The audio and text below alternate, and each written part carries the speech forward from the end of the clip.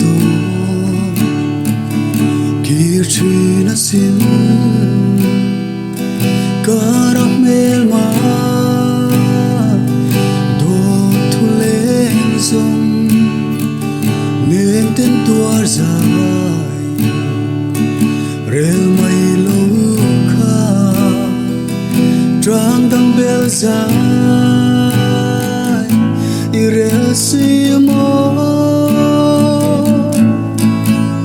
ngân huy qua rei chẳng tu hi ka donin tin lai nim ruaye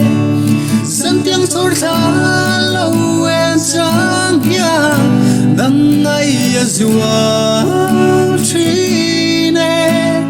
chalu me zam chia ye asora tiang tang sam dur ne lung min le ne om kwa har ye dang ai azua trine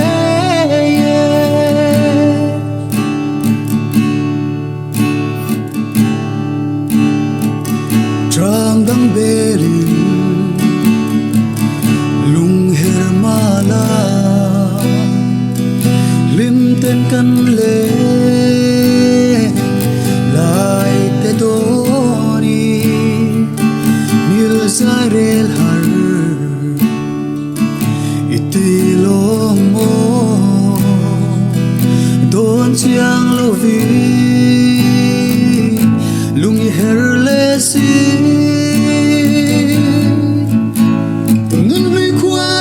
chẳng tu hi ka donin tin lai nim ruaye sam tiếng chor tha lâu en sang ya dang ai azua trine chalu me zam chia ye asora tiang tang sam dur ne lung min le ne har ye nang ai an sual trin ye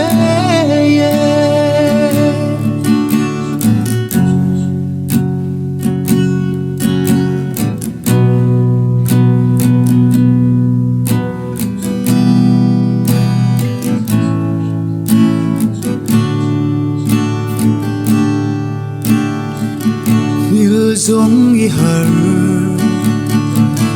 don chuyện mang nghe anh kim mai ya nang min ngai ti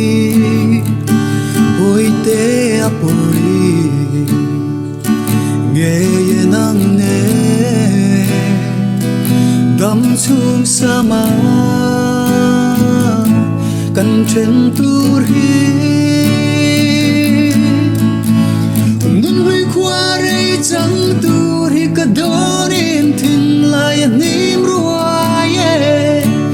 san tiếng sor tha lâu en sang ya dang ai azua trine chalu me zam chia ye